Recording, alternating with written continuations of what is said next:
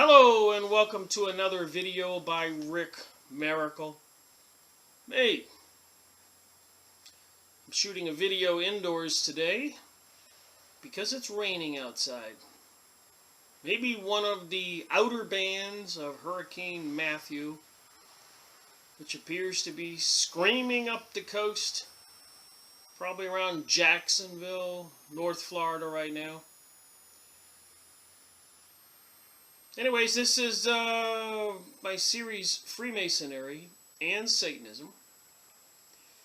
Book Review 104, a new book.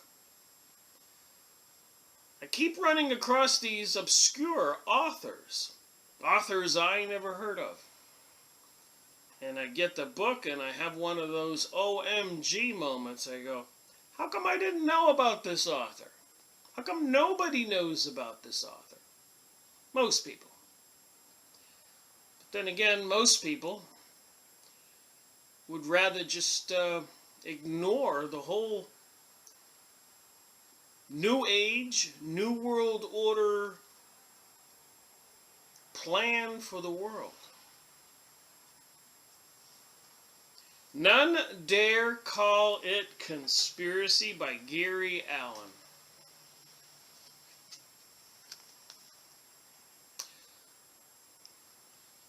Interesting book. Look at the symbols. The communist symbol, the peace sign, the star, the eye of the pyramid, the United Nations, like the flat earth map, the dollar sign, the peace sign, forget which one that is, and of course the communist fist.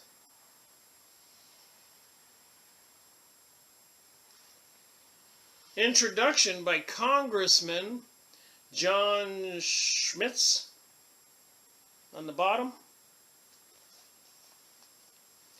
So before I start on the book, which is copyrighted 1971, and I did go look on the internet to find the date, because apparently there wasn't a date inside here. And right on top of my search results was a whole copy of this book, and wasn't even in PDF, I don't think. I think it was in Word or something. So I saved myself a copy. And apparently the people who published this book want donations back then, 1971. What was that, 46 years ago? When I read this, you're not going to believe it. 1971. So that they could go out and hand these books out for free. That's how important this author and the publisher were about this material. None dare call it conspiracy. Apparently a bestseller. So I went on the internet and looked up a little bit more about Gary Allen. And he published another book, Say No to the New World Order, author of the multi-million bestseller, None Dare Call It a Conspiracy, this book. So I want to get my hands on this other book and read it.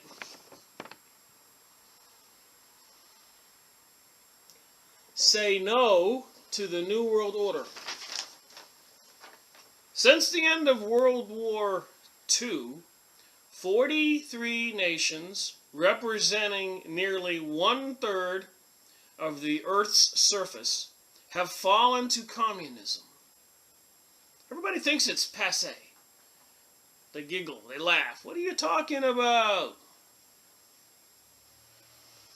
That's what the powers that be want you to think. They use different words, and in every single instance, the USA, United States of America, State Department was a willing and knowing accomplice to the betrayal. Why? The world's richest capitalists have for decades cooperated with and bankrolled their alleged mortal enemies, the communists. Why? Why?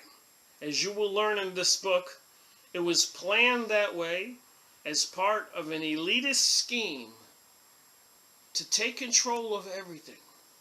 I know it's hard for people to wrap their head around this.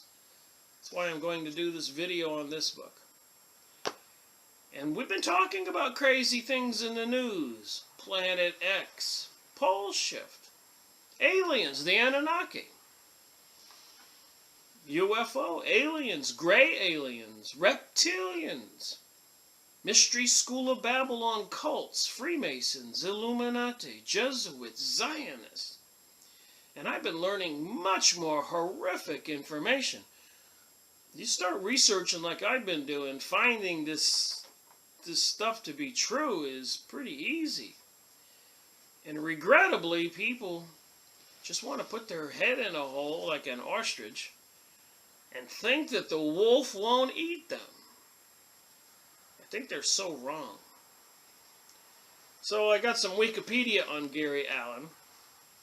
In 1971, Allen wrote with Larry Abraham a book titled None Dare Call It Conspiracy, prefaced by the U.S. Representative John Schmitz of California's 35th Congressional District and the nominee of the American Independent Party in the 1972 U.S. presidential election. It sold more than 4 million copies, this book. During the 1972 presidential campaign opposing Nixon and the U.S. Senator George McGovern. In this book, Allen and Abraham assert that the modern political and economic systems in most developed nations are the result of a sweeping conspiracy by the establishment's power elite, for which he also uses the term insiders. According to the authors, these insiders use elements of Karl Marx's Communist Manifesto to forward their socialist communist agenda. And I'm here to tell you now, they're doing it, they're quite intense about what they're doing about this New World Order and New Age, as a lot of people are aware. They call it different things, ascension, and now even the president or the Pope are calling it globalization. Even a senator recently, in one of the videos I watched, said globalization is here. You may as well get used to it. And then 911, an inside job, obvious to me and many others. Go buy the book 911 by, let me get the book, Webster Tarpley. If you've been watching my videos, you know I've been working very hard. 12 years, I guess next year will be 13 years, collecting books like behind me. And I probably have another 8 or 9 bookcases and closets full of books. Reading all those books, week after week, month after month, year after year. And 3 years ago I started making these videos after I felt that I had enough confidence to believe what I was talking about, that I had documented evidence, press releases printed out, other research material printed out. If I stacked the paper on end, it would be 5 or 6 feet high. Magazines, hundreds of them, thousands and thousands and thousands of videos I've watched, and 500 or 600 books I have, and I've read a couple hundred of them. But just to support what's in this book, 46 years ago, by somebody who really did some serious research, had connection with insiders. He should know. That's why I do book reviews. So much of this material would be lost. Nobody would know about Gary Allen or the other many authors. John Perkins, Confessions of an Economic Hitman. The elites, the person that Gary Allen talks about, the insiders. They were sending all these people, engineers, economics, whatever, professionals to kings and presidents and prime ministers and other leaders all over the world to convince them to borrow millions, if not even $1 billion, to build power plants or bridges or whatever they could do, promising them a significant growth in their GNP, gross national product, making a lot of money, and raising the standard of living of their citizens. Perfectly healthy native tribes, South America, Africa, Central America, all over the world, were turned upside down, and the people who got in the way generally were probably machine gunned. Leaders were assassinated, imprisoned. Well, we all know the end results. All those countries did not get an increase in the quality standard of living of its peoples. The governments didn't make a lot of money. They went into foreclosure, and they were reeled in, just like somebody going fishing and reeling them in, into the one world empire. And presidents who got in the way were assassinated, taken out, caused to have cancer, some say with the Venezuelan president. And countries like Venezuela, with the largest resource in oil in the world, they say, plus gold and diamonds and so much more, and the people are starving to death right now, dying of illness, disease, and poverty. Horrible. The elites caused all this. And they have plans for the rest of us. I believe I can prove it. I believe most people can see it. The elites, of course, if they unleash a nuclear war, or even videos, a friend of mine pointed out one yesterday, Rick, come see this. But they're expecting some big EMP pulse to be coming from the center of the galaxy. Another blast from the galaxy, sweeping through the whole galaxy. In October 2016, believe it or not. And of course, they're evacuating everybody from the entire East Coast, from Virginia down to Miami.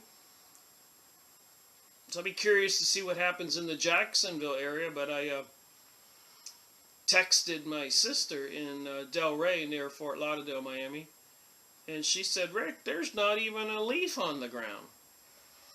I don't know what's going on with this uncatastrophe, was her text back to me. And my other friend said, you don't suppose they're doing these things to see if people will just listen? It's part of the plan. I'm very suspect about the things that's going on. But anyways, so the elites are building underground facilities. You can go get this book and read it. Look up Richard Sauter, PhD. Probably see him doing some different interviews on YouTube videos, etc. Henry Mackay, PhD, Jewish author in Canada. Who are these elitists with the all-seeing eye on the dollar bill? Horus, son of Isis, Osiris. The Egyptian gods, apparently the descendants from the Anunnaki, who came from the planet Nibiru. And as you can see my pictures here, I've been documenting what the sun looks like with several filters since 2012, when I learned about this technology. I have thousands and thousands and thousands of these pictures. So if something does happen, you can be rest assured I will pick it up, because it'll be different than the collection of photos I already have. I'll show you one that's really interesting. So I went up on the Parkway here in North Carolina in the mountains a couple weeks ago. Took 4 of my cameras, and I took some more pictures like this. This one here is probably a couple years old. But when I changed my camera angle like this, the actual camera, I caused the pink thing to actually move around making me believe those effects you just saw were a result of the digital cameras. I do not believe this is another Planet X. The sun, the actual sun's right here. On the camera, it comes out as a black spot. But that's the bright white thing. And you can see behind me more filters and different techniques I used. So I have a baseline with thousands of photos. Back to these books. So there's a lot of news on the YouTube videos and people showing these images next to the sun. I think it is a camera effect. Now, there are some people with telescopes that see something over there by the constellation Taurus or the Pleiades system, which may in fact be another binary sun and may be going to cause some gravitation or electrical magnetic effects with Earth, which some say is responsible for the global warming, i.e. also called climate change, and that there's this incoming other planet every 3,600 years gets closer to our sun, their sun, and the associated planets can intermix and even crash and destroy each other. And there's lots of references to some of this stuff on ancient monuments in the Bible, and all these secret mystery school lodges, temples, and cults, and witchcraft, and Kabbalah, and Zionism, and the Jesuits at the Vatican with the secret vaults with all kinds of stuff down there that's forbidden for the rest of us to go look at it. Even our top researchers and professors and scientists are not allowed to go look at it. What kind of church is that? I grew up Catholic. What kind of church covers up pedophilia? What kind of church sponsors with kings and queens? This is a good question.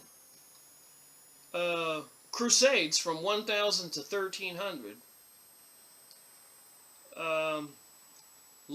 France, Germany, England, Spain, Italy, all those countries in Europe. Because the kings and queens and the princes and princesses need more wealth and more opportunities. And this was an opportunity presented to them. So when they gathered together all their citizens and marched across the northern Mediterranean through Bosnia, Turkey, Greece, and came down from the top of Palestine, the land of Canaan, now called Israel, and they attacked all the castles on the coastline of the Mediterranean, killed pretty much 100% men, women, and children, and it is written that the blood flowed knee-deep out of those castles. Knee-deep. So it said. The reason they did that, for one reason, was a lot of the Middle Easterners would swallow gold coins to try to save them from the invading Europeans. The Vatican at the forefront, trying to kill the infidels. Isn't that strange? People who are supposed to represent Jesus are over there murdering the land where Jesus came from. So if anybody thinks, for those 300 years, 8 crusades, totally wiping out all men, women, and children in their path, sponsored by the Vatican and other kings and queens, all in the pursuit of gold, loot, booty, new castles, new kingdoms. It's almost too much to believe. Just makes you wonder, what evil is behind all this? So back to this book, Illuminati, the Cult That Hijacked the World, written by Henry McCall, PhD, Canadian citizen, Jewish Canadian citizen. The United States is a crown financial colony.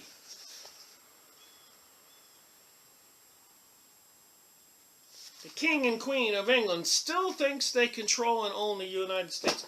And in secret they might, along with the Zionist Jewish folks who aspire to be the elites, the aristocracy of the world.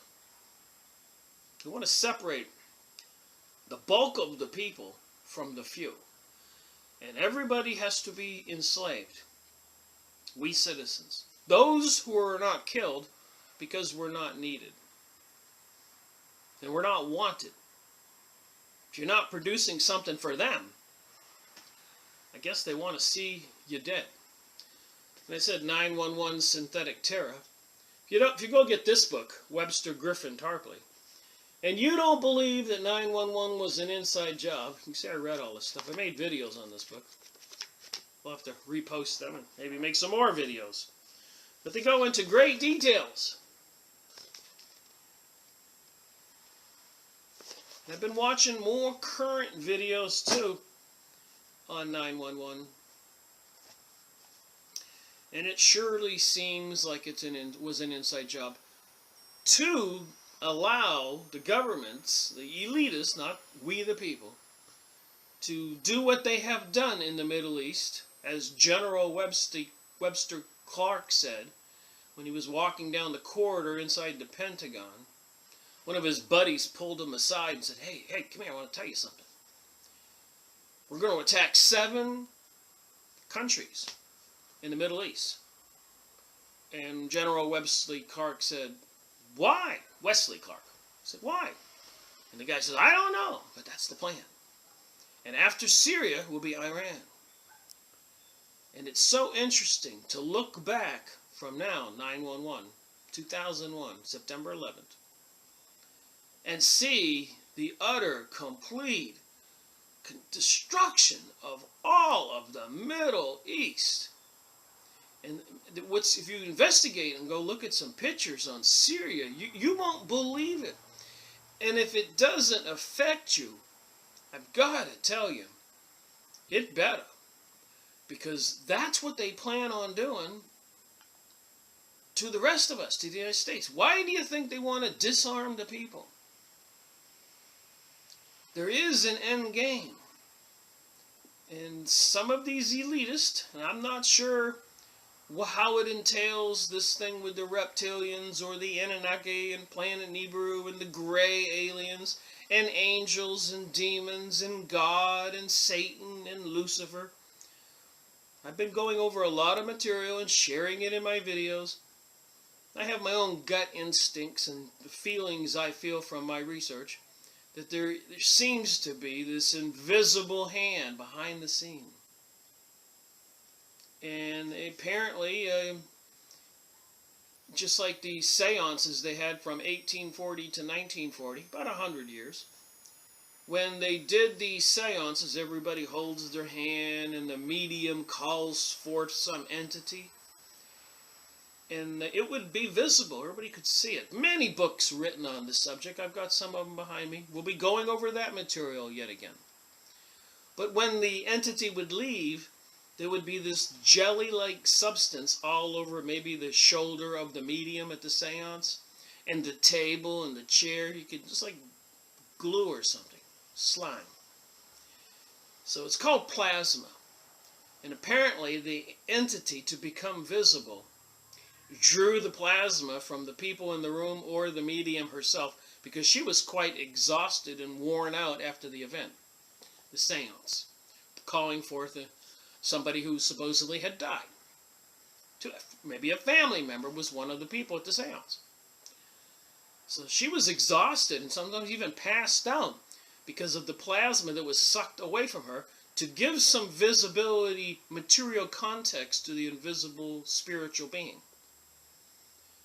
And then we have the biblical story about a third of the angels and Lucifer cast out of heaven.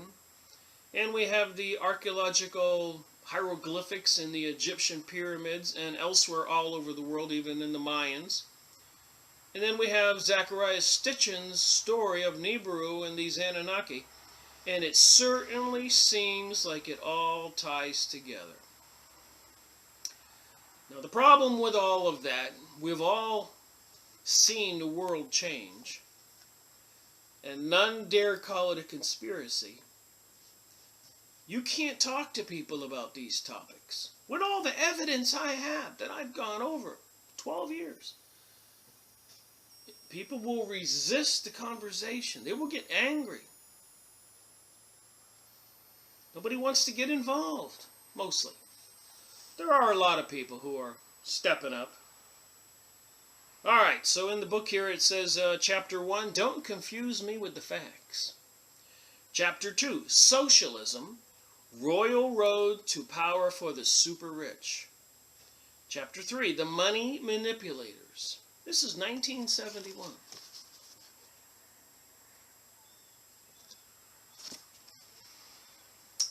Bankrolling the Bolshevik Revolution. I don't have to explain it, but I'll do it again. After World War I, which was caused by Germany was becoming quite the industrial nation. And it was an escape, a place to live and prosper for Jewish people fleeing Russia. In England, the United Kingdom, that says it all right there, its industrial base and world power was diminishing. They were losing control. So there had to be a war, and Germany had to be destroyed because of that. Something to do with these elites again, kings and queens, and power struggles. So during World War I, when Germany was clearly winning, some Jews in New York and elsewhere around the world, some elite Zionist Jews who want to rule the world apparently, and who are into these occult, invisible reality, spiritual, demonic beings, Anunnaki, aliens, greys, and all this other stuff that most of us don't know anything about. Because as we know, like the Freemasons, Illuminati, Rosicrucians, and all these other occult organizations, they have to swear an allegiance to those cults and societies. And under threat of having their throat cut or their stomach cut open and killed in a horrible fashion, they have to keep everything secret. They call the rest of us profane. The Zionists call us goyim, which means cattle. H.G. Wells, in his book, The Open Conspiracy I went over, which I will release, said we were animals not to be trusted. That sums it up right there, what the elites think of us. Animals not to be trusted. And we can see what's going on in the cities across the United States. I'm confident a lot of this stuff is probably happening in European cities. But, you know, the lack of jobs and the lack of organization and the lack of maintenance on bridges and other things like that, the complete ignoring of all that stuff is causing more economic destruction, more poverty, which will cause more disease and a lot of diversion with drugs and alcohol and other things. We really seem that the term dumbing down of America is alive and well. Again, you can't get people to talk about these issues. Think about it. Never mind sit down and read a book. That's why I make these videos. To give people a little helping hand. Because I know everybody's struggling with their own life and making a living. So I read the books and I share. So here we go. None dare call it conspiracy. And I'll read some and throw in my own 2 cents. Remember, this is 46 years ago. A lot of what's said in here seems to be much more obvious now. And if the trend continues, from the things we've already seen what they're doing, the riots in certain cities and Jade Helm, computer software programs which will have targeted at everybody who's knowledgeable, spreading the word. They usually purge those people from the system when the chaos and anarchy begins martial law. They want to get rid of all the thinkers and doers and leave the masses of ignorant people to be controlled like animals. And that's what they'll do. People will be assigned jobs, places to live, whatever they're going to do. Microchipped. Live in small little cubicles. And once this grapple hold is done on the world, do you think that people will ever be able to escape from it? The only escape would be death. On a positive note, I do believe in God. I believe spiritual realm did send Jesus. And he tried to teach we the people on the planet to treat each other how we want to be treated. And they were jealous of him, feared him, spreading those kinds of philosophy, thinking. So they had him crucified. And I think the many people, the Zionist Jewish people living today, don't like being blamed for killing God's son. So you can understand the hatred. The same hatred back then they had when they crucified Jesus. And it's not just the Christian religion. Look into the other religions and the horrific activities with the Buddhist and other religions. Look at Hinduism with the goddess of destruction, Shiva. Statues out in front of CERN. What's with that?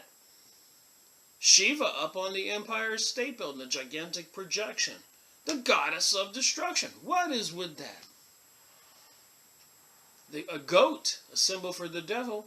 The largest projection ever on the Hoover Dam. What's up with that?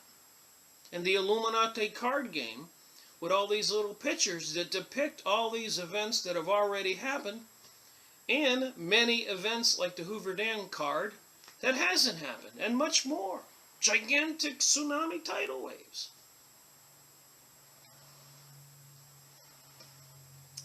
So page 5 on this book.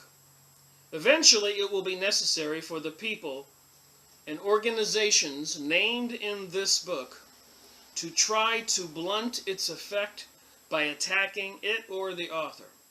So we already know, like in the case of President John Kennedy, in his famous speech, I'm paraphrasing, I don't have it memorized exactly, but he said it is repugnant to the American way of life to have secret societies controlling things, and I intend to expose it. Well, soon after, he was dead at a Freemasonic plaza, Delaney Plaza, with a lot of coincidental incidences, making a lot of people believe it was the insiders that had to shut him down. And he wasn't the first and won't be the last person who has been assassinated or will be assassinated, because these people with apparently connections to the spiritual realm or alien realm, if you want to believe Zachariah Stitchins, people operating behind the scenes, calling watchers and tall whites, even insectoids I've heard by the Pleiadians, reptilians, draconians, gray aliens. I'm going to get into this stuff. And so many others. Aliens from the planet Sirius, star system Sirius, and so much more. It's just too much to believe. Is it all propaganda? Planet X, Nibiru, pole shift. If they're going through all these great lengths to create all this and fabricate it, I mean, that's a problem unto itself. That's just too bizarre. We the people are in trouble. We know with Jade Helm 15 last year, they got this computer software which will actually direct the martial law event, the revolution of the elites against the people. And the people they're trying to disarm the people. And the people have no knowledge of this vast network being put in place. Be sitting ducks, all of us. And then all the people they haven't murdered in the Middle East, all those countries, they're shipping them in, mostly men, and who are causing a lot of chaos and anarchy, all over Europe and the United States, and they claim these people are creating terrorist situations. If they're creating terrorist situations and all this chaos and anarchy, why are they shipping them into Europe and the United States? Unless they want to destroy us from the inside, which they're doing with the rainbow agenda philosophy and trying to destroy Christianity and all religion, called to eliminate the opate. Your belief in the divine world, they want to eliminate. They want you to laugh and ridicule people who believe in God. Yet they pray to these sinister demonic entities. How crazy is that? The tunnel in Switzerland with the demonic god, demon descending. Eurovision, the American version of American Idol, with Conchita Wurst winning, a face looking like Jesus, a body of a woman in a silky dress, singing the song, The Phoenix Rising, and has very significant occult symbolism in that, the Phoenix Rising. And Conchita Wurst means a sausage, a male part. Conchita means a female part. And Grammys, Emmys, Super Bowl halftime shows, and so much more. Satanic rituals like an Indiana Jones movie. What's it going to take for people to wake up? So back to this 1971 book. Sorry about my opening being so long. By sheer volume, the experts will try to ridicule you out of investigating for yourself as to whether or not information in this book is true. Now, I've studied now going on 12 years, and I can tell you, I believe what's in this book is true. Go buy this book. Use book sites, whatever, search on YouTube. I got a free copy today. I couldn't believe it. Just click the first or second link when I just keyword, none dare call it a conspiracy. And there was a whole version in Word right there to be select all, copy and paste into a Word document. So you get the book for free. They want you to have the book, the people who are trying to save the world, the United States, our way of living. All right, I'm only reading my highlighted portions. See how far I can get in my average 2 hours. Psychologically, many people would prefer to believe those who poo-poo the information herein because we all like to ignore bad news. We do so at our own peril. Get this. John Schmitz, United States Congressman, said that.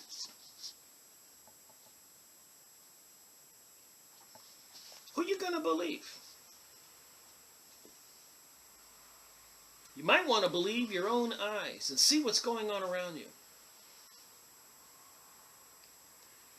Chapter 1, don't confuse me with the facts. And as I've already said, I'm only reading my highlighted portions. And you can go online and get this for free. We believe the picture painters of the mass media are actually creating landscapes for us which deliberately hide the real picture. A lot of us know, what do you know in the news right now about Syria? The slaughter going on. What do people know that in the Bible it says when Damascus falls, the oldest city on earth, Armageddon, the end of the world, will begin. If that's in the Bible, something like that, I'm paraphrasing. And right now, Damascus is about to fall. They're launching missiles, a huge city like New York City. They're getting ready to kill all those Syrians. And they're already pumping up the rhetoric about how Iran is so evil. when obviously the United States has been in, what, 60, 70 wars in the 1900s? How many has Iran been in? 0? Not trying to do the 666 sign. Fighting with its neighbor, Iraq. Those are probably likely things that happen. But nothing like the NATO, the Zionist Israel, as Prime Minister Sharon of Israel said in a heated argument in his Congress, when somebody said, hey, we can't keep doing that to the Palestinian people because the Americans will stop us. And Prime Minister Sharon angrily fired back at that guy and said, don't worry about the USA, we control the USA. That would be these insiders, these banksters, these people into this mysterious cult, worshipping some beings like demons and Lucifer and Satan or the Anunnaki.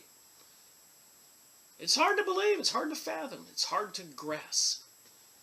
But I think we better think about it and quit being ignorant and apathetic and sticking our head in a hole. We can't afford to do that. Nobody out there is going to look out for us. We need to look out for ourselves. And when I mean ourselves, I mean as a community. Individually looking out for yourself and being selfish is not good either.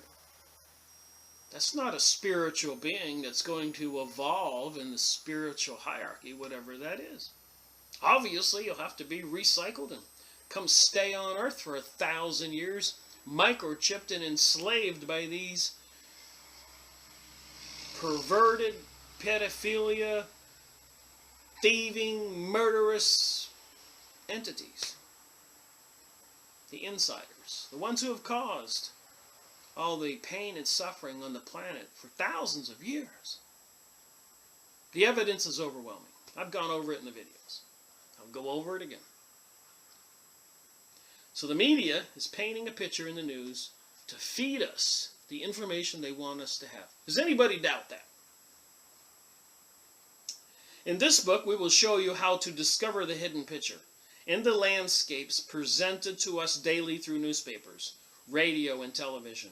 Once you see through the camouflage, you will see the donkey, the cart, and the boy who have been there all along.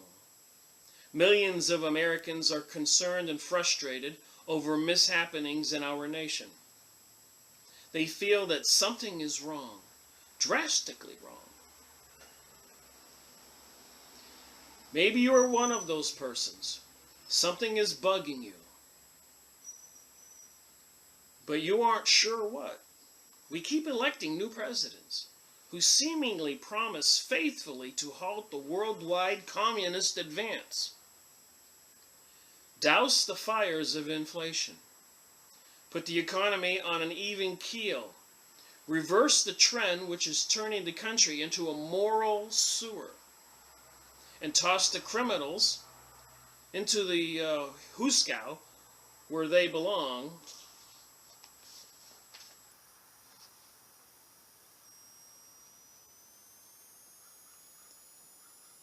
So we need to reverse the trend which is turning the country into a moral sewer, and we need to toss these criminals into the prisons. So it seems like the evil criminal types are actually running our world right now. Is there any doubt about that? The corporate entities are taking over everything, and they're trying to destroy all the small businessmen, landowners, farmers, everything.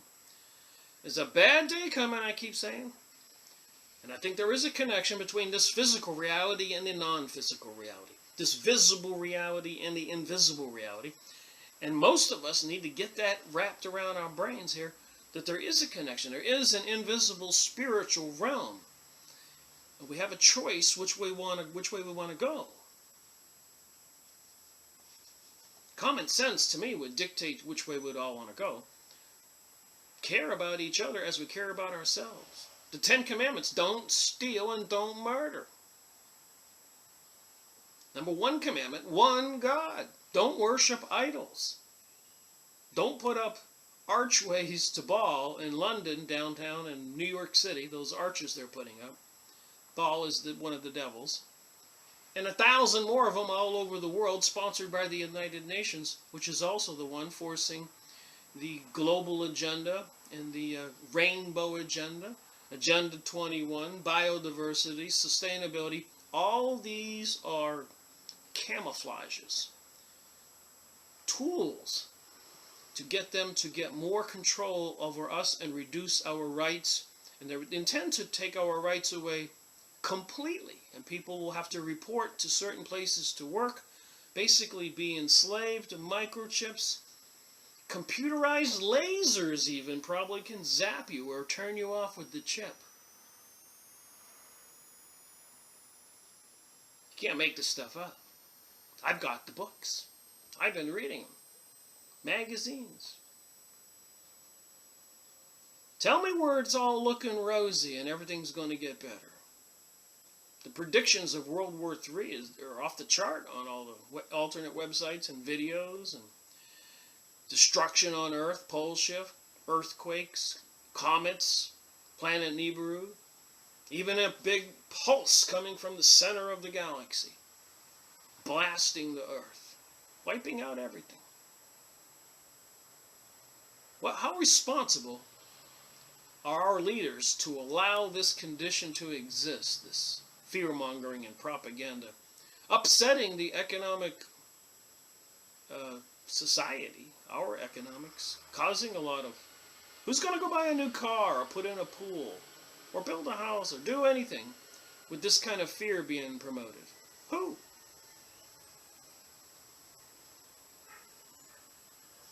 Yet, despite high hopes and glittering campaign promises, these problems continue to worsen, no matter who is in office. Each new administration, whether it be Republican or Democrat, continues the same basic policies of the previous administration, which it had so thoroughly denounced during the election campaign. And of course now we all know about the bizarre choices we have now. Hillary Clinton, if people don't know, please go look up some stuff about the Clintons. The drug dealing in Arkansas. Larry Nichols interviews. Just look up Larry Nichols, Lisa Haven, Alex Jones, Larry Nichols. He worked for the Clintons and tells all. Arizona Wilder, David Icke, involving reptilians and sacrificing people, the elites. The Bohemian Grove and Alex Jones sneaking in there, sacrificing a child, throwing a baby into a big burning fire, and homosexual sexual rituals with gay men shipped in, no women. Again, if you've been watching my videos, I could sit here for a couple hours and rattle these things off. Go look up, and I really don't think you should, but if you need to be convinced, go look up witchcraft holidays. And you will wish you didn't see some of the images and material I saw. Remember, witches sacrifice men, women, and children. These 13 witches to a coven. That 13 is everywhere. 13 arrows on the back of the $1 bill. Leaves, stripes, stars. The missing astrological sign, Orpheus, the 13th sign. And NASA recently said there are really 13 signs. Comes after Aquarius, I think. And on the astrological chart, it's a big serpent. I mean, what does it take for people to get it? I'll keep reading. Do my job here. We are supposed to think it is all accidental. All this craziness that's going on, 9/11, etc. Oklahoma City bombing. Bombing in a London train tunnel. The marathon race in Boston bombing. Shootings. Other terrorist activities. We're supposed to think it is all accidental. All these bombings and shootings all over the world. Hotels exploded. We're supposed to think it is all accidental and coincidental. And that, therefore, there is nothing we can do about it. FDR, Franklin Delano Roosevelt, once said, "This is the President of the United States." Again, if you don't believe me, go get this book. Or go look it up on the internet, these things. In politics, Franklin Delano Roosevelt, President of the United States. Nothing happens by accident.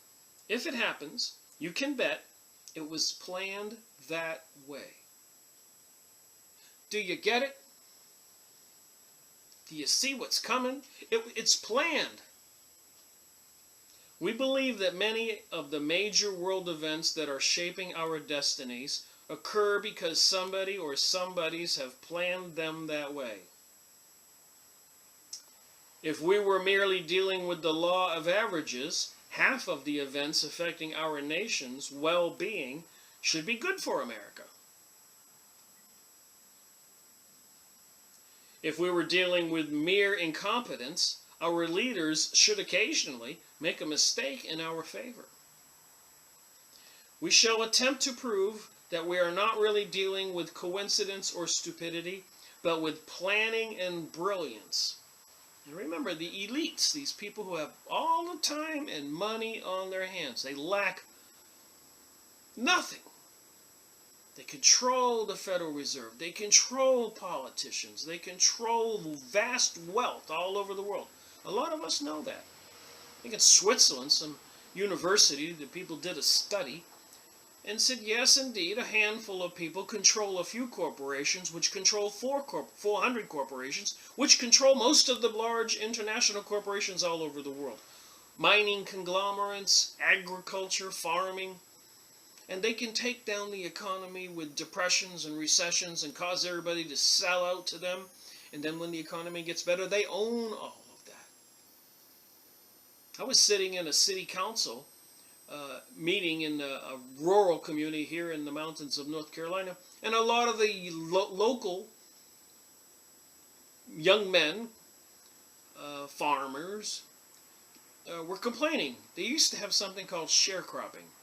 In other words, if some guy owned 10 acres, he would lease it out or agree to split the bounty, the crop, with the person who would till the ground, plant the seeds, and harvest the crop. Whether it's pumpkins, watermelons, I don't care.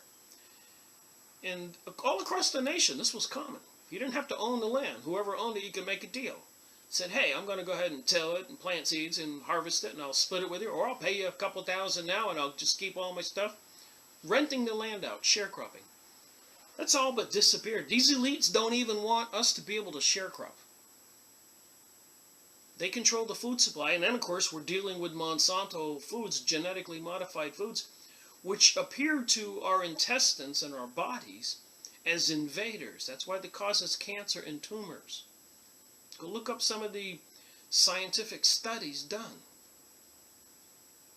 And even people I know who have children in the area, or small gardens, or bees, or whatever, and here in the mountains where I live in North Carolina, big signs up, no spraying. Because they don't want people to, the city or whoever's doing it, to go through there and dump chemicals and spray it into your neighborhood for your dog or your cat or your kids or you or the bees and the birds, poisoning us intentionally, and we can go outside and watch it. And they come up with excuses like the Zika mosquito.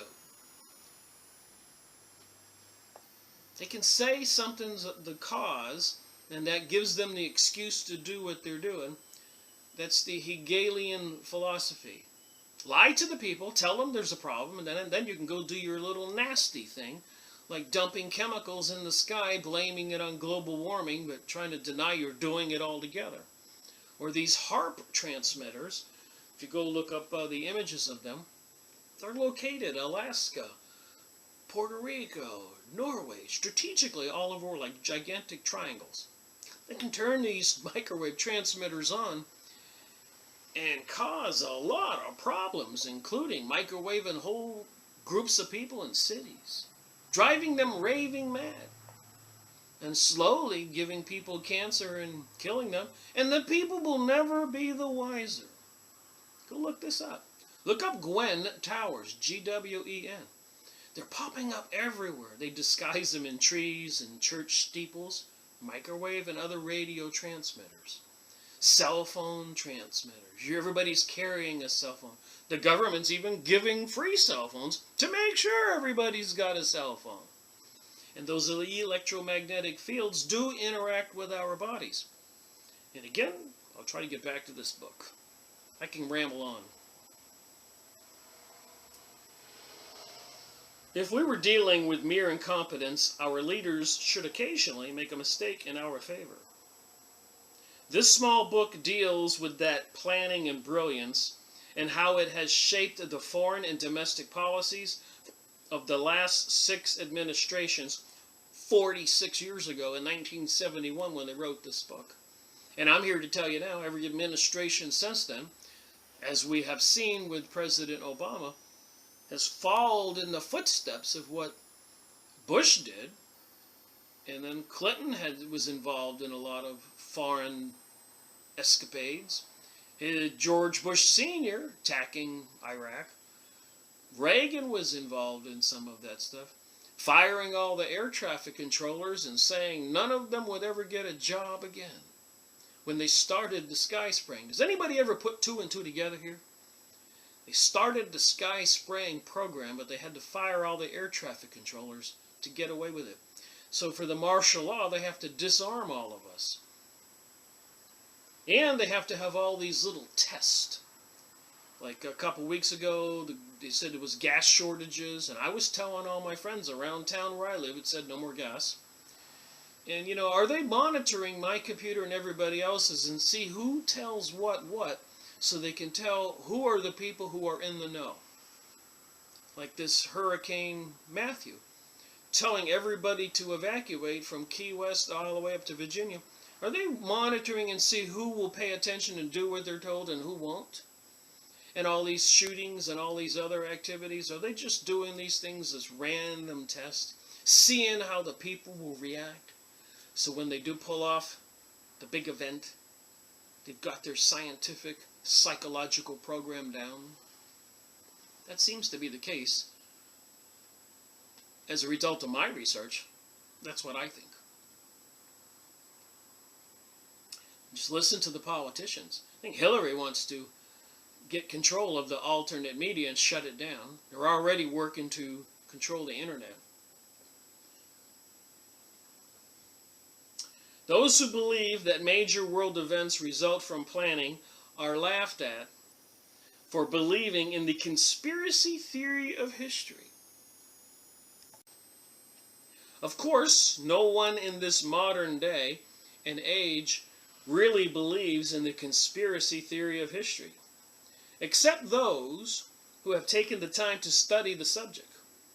When you think about it, there are really only 2 theories of history.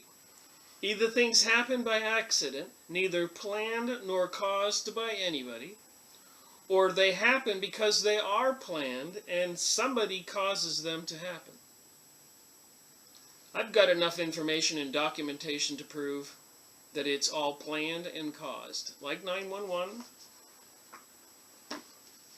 Webster Tarpley tells all. Read this book, you can see I did.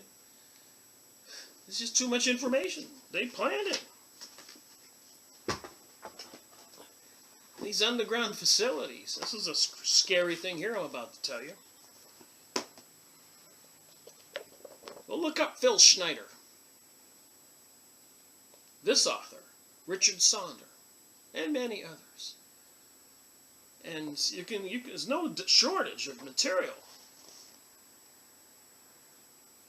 Denver Airport. They built all these underground facilities. Anyways, the scary news is a lot of people, truck drivers, whose buddies were delivering goods to these underground cities, have turned up missing. They're disappearing. Again, Illuminati, the cult that hijacked the world. Jewish author in Canada who had a PhD. I rather would like to think he's not a stupid man. He's a Jewish author, PhD in Canada. Wrote this book and another one after. Look at one of the chapters.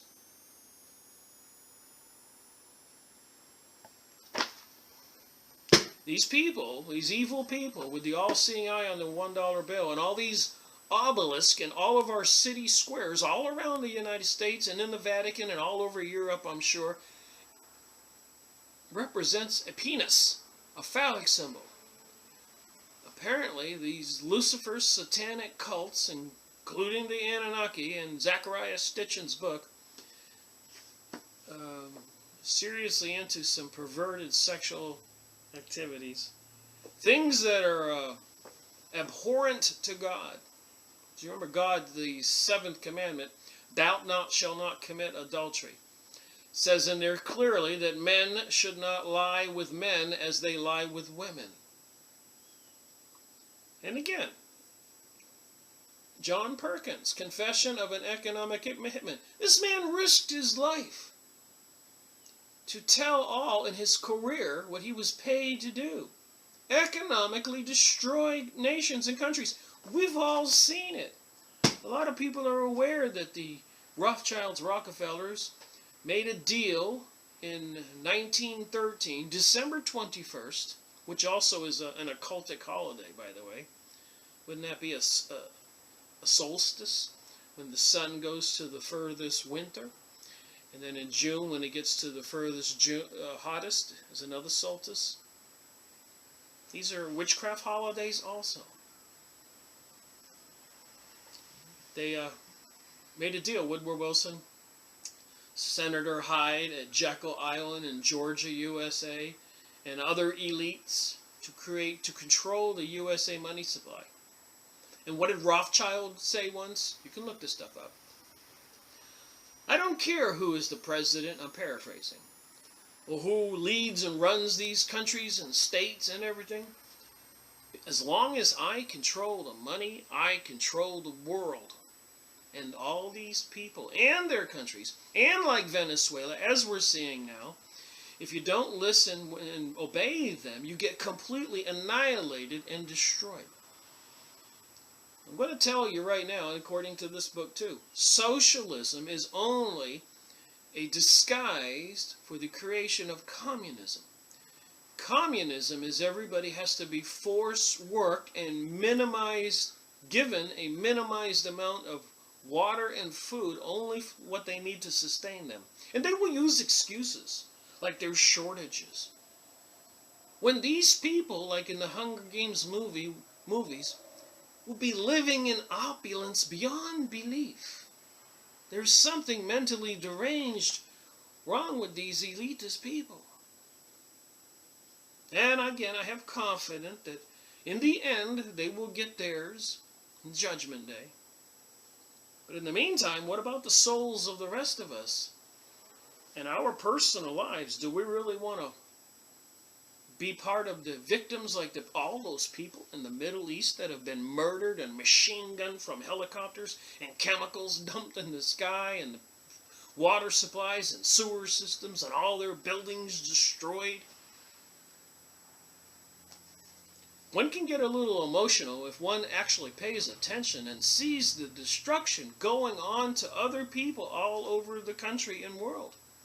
The inner cities where there's no jobs. Those people got nothing left to do but protest in organizations like the Tea Party or Black Lives Matter or gay pride parades and all this other stuff. Not to mention the insanity of people believing that the Republican candidate is going to save the day and make the world and the United States strong again. And of course the Democratic candidate who's always worked for the betterment of children and should be the president. But my point is, these Republican Party, Democratic Party, they're corporations. They have charters. They control all those politicians. These politicians who run and get elected can't do what they want. They even have something called a majority whip. So all these people, their votes are recorded, and if they don't do the right thing, what they're told by their party, like President John Kennedy and many others, they wind up dead. But these two corporations I'm talking about, the Republican Party and the Democratic Party, they control all the politicians and the governments and the zoning and laws. Other people can't compete against them. But the bad news is at the top, remember, shareholders control corporations. The shareholders, the people, the elites at the top, control both parties. And we fools people, we have people standing on the corner in the town I live in right now, and they got a little pad in their hand. They go, are you registered to vote? Are you registered to vote? They're asking everybody. So they're trying to suck everybody into this. And they don't care who you vote for. You just need to be registered to vote. But they control both parties. There is no two-party system. And I know people don't want to hear that. Let me read the book. So Franklin Delano Roosevelt said, in politics, nothing happens by accident. If it happens, you can bet it was planned that way. So, those who believe that major world events result from planning are laughed at for believing in the conspiracy theory of history. Of course, no one in this modern day of age really believes in the conspiracy theory of history. Well, I believe a lot of people are waking up.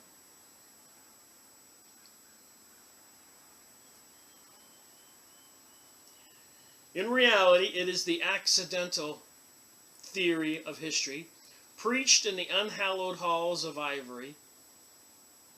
So the Yale or Harvard and all these colleges, they teach the accidental theory of history. And a lot of the politicians don't want to try to get involved or stop it. They know their careers will be ruined. They don't want to stick their neck out to save us, the people they were elected to protect. Otherwise, and if they did try to stick their necks out, they would be ridiculed. Otherwise, why does every recent administration make the same mistakes as the previous ones? Why do they repeat the errors of the past which produce inflation, depression, and war? Why does our State Department stumble from one communist aiding blunder to another? 1971, this book. 46 years later, if you've been paying attention to my videos or anybody else's material, you can see these things are not coincidences or accidental. They're planned. And a lot of people are proving it. Chrysler's actors in Sandy Hook. You can look at video and see people going in the front of the building, marching around and coming in the back. Apparently, the Christmas trees that they had for the ceremony after so many kids were killed, apparently, and the pictures were already delivered. And so many more crazy things on Sandy Hook. And the Batman movie shooting with the villain in the Batman movie being Bane, while Romney was running for president, and he was exposed for his evil corporation named Bane. The coincidences are just there. I think they're intentional to befuddle our minds, and crazily enough,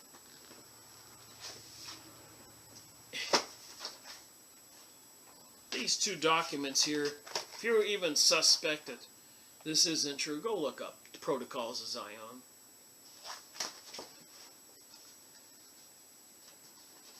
Then I just read one little thing. I'll just jump over to protocol number 6. What's it say right here? Do I even have to read it? We shall enslave the Gentiles.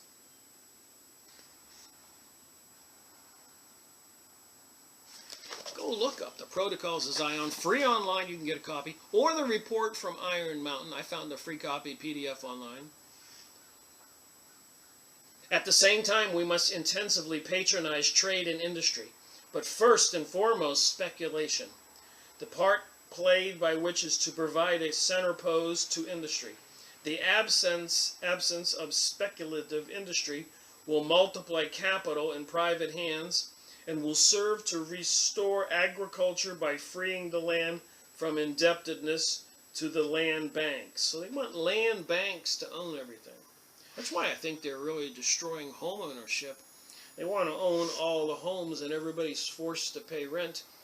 And if you don't play along and get microchipped and be a happy slave, you won't make any money, so you can't pay your rent and you won't be able to live in a house with your wife and kids. Do you really want somebody else having control? And I know a lot of people watching my videos and probably preaching to the choir. It's the other people we need to talk about.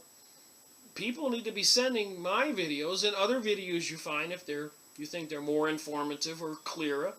You need to be sending these to people. What we want is that industry should drain off from the land both labor and capital, and by means of speculation, transfer it into our hands all the money of the world, and thereby throw all the goyim, we the people cattle, into the ranks of the proletaries. Then the goyim will bow down to us. They want all of our wealth thrown into the elitist hands, and we goyim, because we're hungry and we want something to eat or drink, and survive and live, will bow down to these people, these Zionist Jewish people, which are the Illuminati, Freemasonic cult societies, apparently Lucifer, Satanist, Baal, that archway to Baal they're putting in New York and London and 1,000 others, the United Nations, with the occultic meditation room, the Jewish Utopia. Go look that up. Go look this stuff up. I got this book free online because I couldn't find it used. I couldn't buy this book. Robert Williams, The Ultimate World Order. Please. He discovered a book in a Texas library.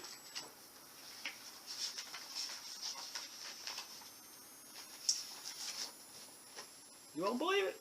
Called The Jewish Utopia. And I'm taking it back to the Egyptians and the hieroglyphics, and apparently the Anunnaki, these gods from outer space, who claimed that they made people. I know it's hard for my brain to accept it and put it together.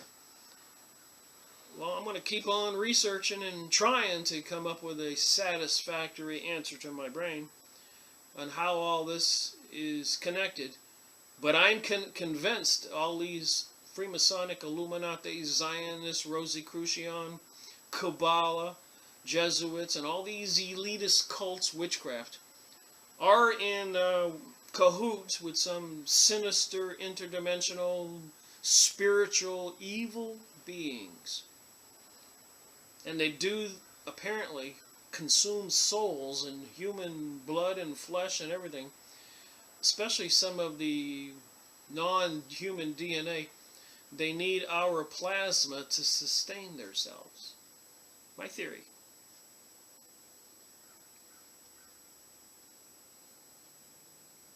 Back to the book. So why does our State Department stumble from one communist-aiding blunder to another? If you believe that something like 32,496 consecutive coincidences over the past 40 years stretches the law of averages a bit, you are a kook. So if you believe everything that's happened, that we've all watched, is all just a coincidence, according to this author, you're a kook. It's not me, the person who's been researching that they call a conspiracy theorist. Anybody who accepts this insanity. Putting the archway to Baal in New York. Having a demon descend in the tunnel ceremony in the Swiss Alps, the grand opening. Even the presidents like Angela Merkel and all the guests and dignitaries that were invited to that ceremony, and the news people, everybody's jaw was dragging down and they were astonished. What is this they were thinking? It was too bizarre to believe. A big hologram of Shiva, the goddess of destruction, on the Empire State Building. And so much more. Conchita Wurst winning the American Idol version, Eurovision in Europe. Dressed like Jesus in the body of a girl with a silky dress. With the name Conchita Wurst. How bizarre is that?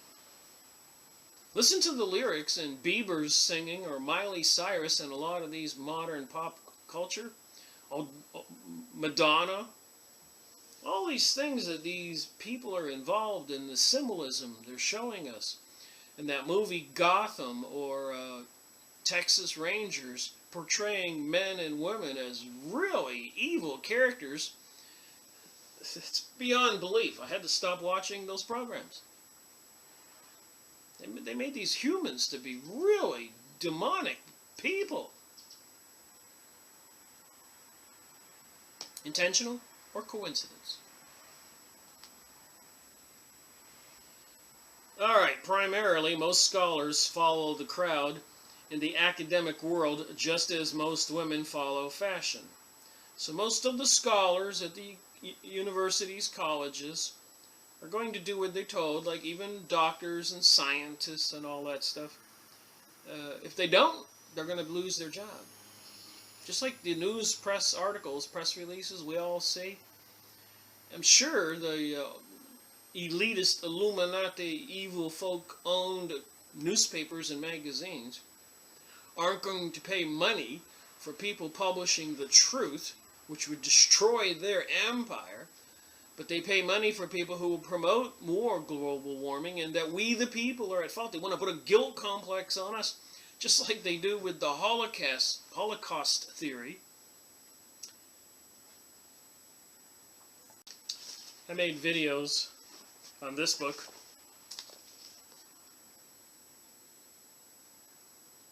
So they created this Holocaust philosophy, thinking that the Germans were grounding up all these Jews and burning them in ovens, where scientists went over there and took samples on the wall inside these furnaces and said, that's not true.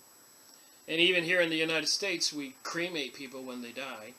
Many people did die in those prisons, and I've read books that kind of tell the truth, but they're making the whole world have a guilt complex by the very people who are worshiping the serpent. Do you see the connection? There's something going on here.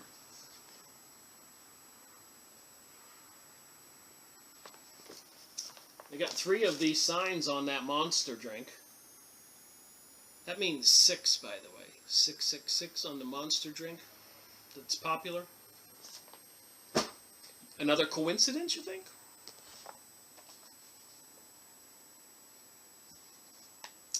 Alright.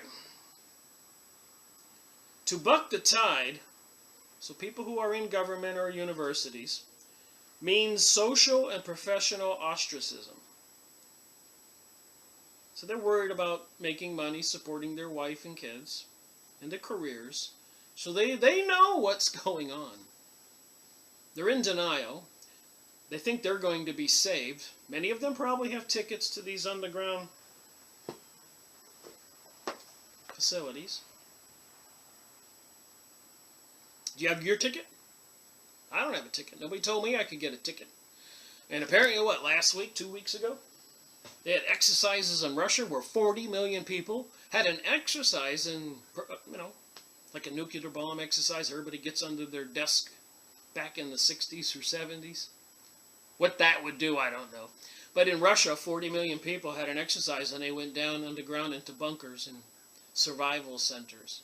In the United States, the elites know about it, but they haven't bothered to tell the citizens. I suspect that's one reason why they want to disarm all the people. They were worried that how many of us, or if a lot of us, live through whatever they think is going to happen or they cause to happen, that we might just try to go open up the hatches to those underground facilities and get in there to get some food and stuff.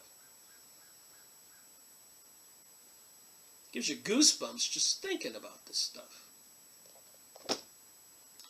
Anyways, I recently came across this author, Gary Allen. I'm reading this book and I'm tying it together to current events and having those oh my God moments. OMG. So the professors and the military people and the elected officials and leaders and rich people don't want to buck this system because they want to be saved, and they're going to allow the rest of us to be enslaved or killed, I guess. While professors and pontificators, even the religious teachers, profess to be tolerant and broad-minded, in practice it's strictly a one-way street, with all traffic flowing left. A Moist can be tolerated by the liberals of the ivory tower land. So the liberals coming from Harvard or Yale and all the other elitist areas can tolerate Mao, who killed millions of Chinese, bringing about the communist system. People even have Mao t-shirts. How sick is this? That people can be so swayed mentally. And by the establishment's media pundits, so these people, talking heads on the news, people just suck it up. You can go down to the deli at your grocery store and get some ham and cheese at the deli counter and listen to other people talking. And they're parroting what they heard on the news a while ago.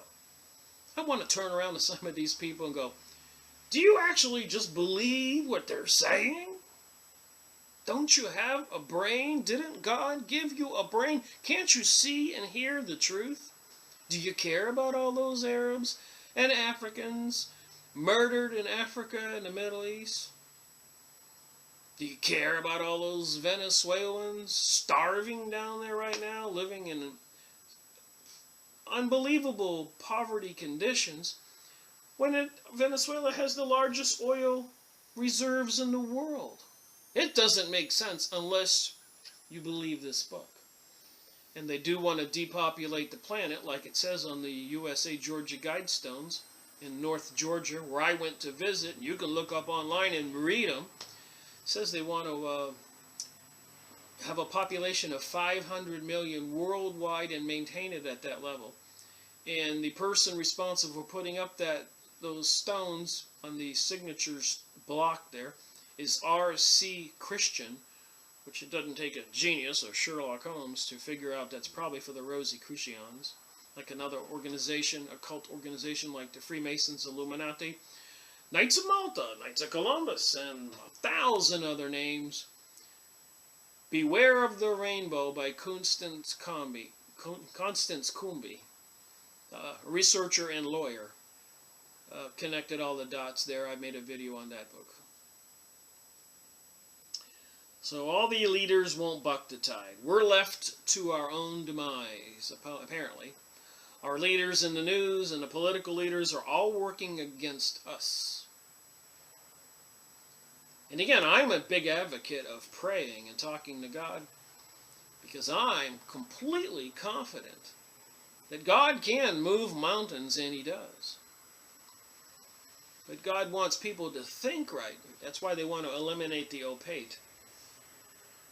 Your belief in God and your ability to pray. Because remember, the spiritual world is real. I'm not trying to be a nut here or preach. We are spiritual beings in these biological bodies. And apparently some of these people worship some evil spiritual beings. And whoever God is to them, they would like to destroy God. And they got things like CERN, the collider in Geneva, Switzerland, which apparently was the home base for the Illuminati for 100 or 1,000 years. Also, apparently, the origin of the legend of Frankenstein, maybe vampires. Some of this stuff just gets a little bizarre. People don't want to believe in the spiritual realm. You better believe. The Pirates of the Caribbean, I remember that movie. And Captain Barbossa had that young lady in his cabin. And she stabs him with a knife. And he says, "Missy, you don't believe in ghosts?" And he pushes her out the door, and he steps out, and he turned from a flesh and blood entity into a spiritual entity with bones, no flesh. He said, "Well, you better believe." And I think in real life, if you do any investigation at all, out-of-body experiences,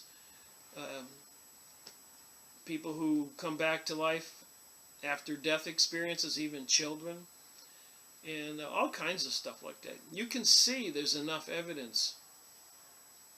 In the videos I've been going over, Carlos Castienda, A Separate Reality. I made some videos on that.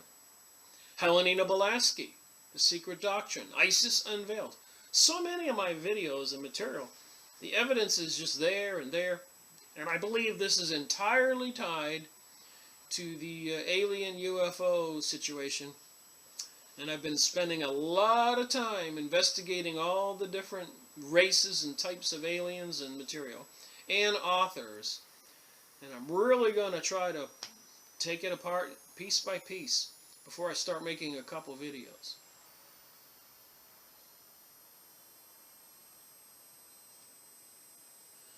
Alright, moving back to this book. So we know the people from the wealthy elite and the Harvard and Yale and senators and representative and presidents.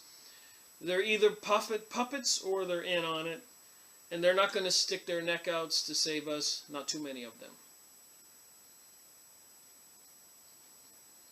Establishment media pundits, so the people in the news, but to a conservative, and a conservative who propounds a conspiracial view is absolutely verboten. So it's forbidden for these elitists to talk about a conspiracy. They can talk about anything else, but they can't talk about a conspiracy. They can talk about, they say Palestinians are bombing Israel, so Israel can annihilate them. But you can't talk about, it really wasn't Palestinians, it was mercenaries, guerrilla fighters, people who were paid to do that. So they could blame it on the Palestinians, and that's kind of part of the Hegelian philosophy. Secondly, these people have over the years acquired a strong vested emotional interest in their own eras. So these elitists, who have set the stage up in the last 100 or 200 years, have their necks on the line, their wealth and their families. They can't afford to turn around now. We the people are about to be beheaded or enslaved. They've come too far, so they think. Their intellects and egos are totally committed to the accidental theory. So they don't want to admit that it's all planned. They may know it in the back of their mind, but they'll just deny it. I've even talked to people, and they look at you like you're dumb, and they go, I don't know nothing what you're talking about. Even when I point up at the sky, and there's a crisscrossing lattice of spray lines, and I'll say, look at that.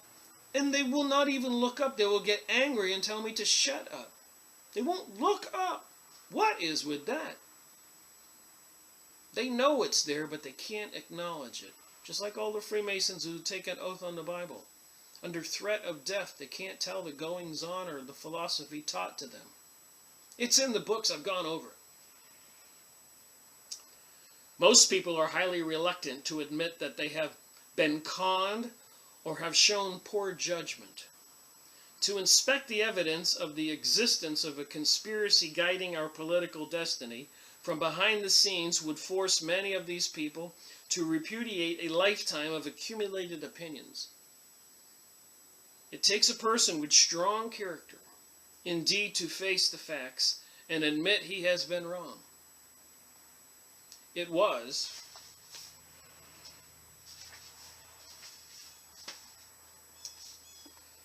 only because he set out to prove the conservative, anti-communist wrong that he happened to end up writing this book. So the author of this book did not believe this either, and he set out to prove the conservative, anti-communist wrong that he happened to end up writing this book. So the people who were anti-communist, he was going to prove them wrong, and he found out they were right. The author of this book, Gary Allen. Politicians and intellectuals are attracted to the concept that events are propelled by some mysterious tide of history and happen by accident. We all know there's a hidden hand behind the scenes, a secret government causing these things to happen. And generally speaking, a lot of our politicians are probably not aware who really did it. By this reasoning, they hope to escape the blame when things go wrong. And right now they want to demonize we the people with all these riots and gun shootings. They're going to say the people are mentally ill, diseased, living in poverty because of their own fault. These are the same issues, by the way, that were occurring in Jesus' time. Jesus was trying to help these people that were supposedly poverty-stricken, mentally ill, and diseased. He was healing them and guiding them and feeding them, and that infuriated the elite. Nothing has changed since Jesus' time. They never attempt to refute the evidence. It can't be refuted. If and when the silent treatment doesn't work, these objective scholars and mass media opinion molders resort to personal attacks and ridicule and satire. So they destroy people who try to tell the truth. And of course, if they can't destroy you that way, you will probably be assassinated if you try to tell the truth and you wind up becoming popular or something. Talk to President John Kennedy about that one, and other people. Presidents of Central America, South America, worldwide. Gaddafi of Libya, tell him that. Saddam Hussein, who was working for the United States government, tell him that. So many more. The idea is to force the person exposing the conspiracy to stop the exposure and spend his time and efforts defending himself. However, the most effective weapons used against the conspiracy theory of history are ridicule and satire. These extremely potent weapons can be cleverly used to avoid any honest attempt at refuting the facts. They won't discuss the facts. Rather than be ridiculed, most people will keep quiet. One technique which can be used is to expand the conspiracy to the extent that it becomes absurd. For instance, our man from the halls of the poison ivy, Harvard or Yale or something, might say in a scoffingly arrogant tone, "I suppose you believe every liberal professor gets a telegram each morning from the conspiracy headquarters containing his orders of the day's brainwashing of all his students." I've learned you can't argue with these people, so I don't even try. I make these videos, I share what I think, I read these books, and I move on about my day. I might be downtown tonight at the jazz bar with my girlfriend, having a beer. I enjoy life a little bit.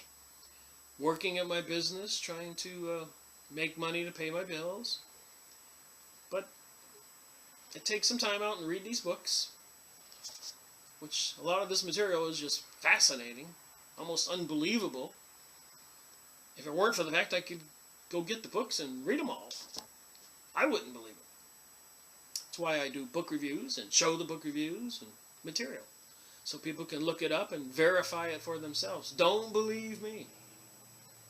And also pay attention to what's going on in the world. I mean, use your gut instinct. Is it right all those people in Venezuela are starving, or Brazil economically is collapsing? And apparently there is a huge effort to depopulate the planet. And by the time it comes to your neighborhood, it might be too late. The thing is to wake up now. Spread the word around. But we are spiritual beings, and if you try to do the right thing, I think after this life you'll be in the right place.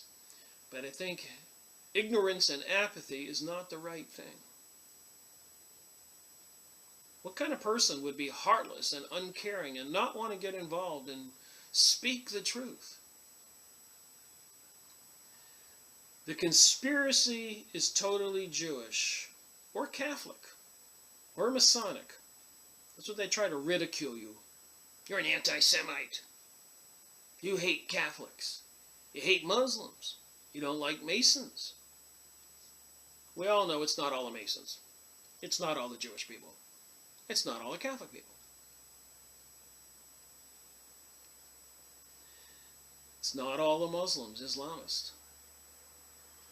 These people do not help to expose the conspiracy, but sadly play into the hands of those who want the public to believe that all conspiracy researchers are screwballs. So I guess reading a book by Gary Allen would make somebody a screwball. You're not supposed to look into things. Look the other way.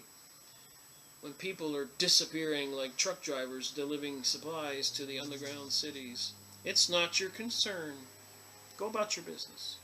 Don't worry about us killing. The elites will tell you from the Pentagon. All the Syrians bombing all their homes and phosphorus rain like molten lava falling on their bodies. Don't worry about it. Go about your business. Be ignorant and apathetic. Don't be a lover of humanity and care about your fellow man. Are you foolish? This is what they would say. Aaron Russo said that in his Fascist to Freedom video, that Rockefeller told him that. He goes, what do you care about the people for? And Aaron Russo, the movie producer, was just dumbfounded. He goes, I can't believe this man's attitude, Rockefeller. What do you care about people for? Just worry about yourself. Get rich. Live in opulence like the Hunger Games movie. Those other people are all animals. Too many of them. We need to dispose of them. This is Rockefeller talking to Aaron Russo. Fascist to Freedom. Go watch the video. These people do not help to expose the conspiracy, but sadly play into the hands of those who want the public to believe that all conspiracy researchers are screwballs. In most cases, liberals simply accuse all those who discuss the conspiracy as being paranoid. So we see all these situations with policemen and those glass shields and gas masks on these days in our cities in the United States of America and Europe. Spraying mace or rubber bullets. It's right out of a Mad Max movie, it seems like what's coming. With the leaders in the academic and communication world assuming this sneering attitude towards the conspiracy researcher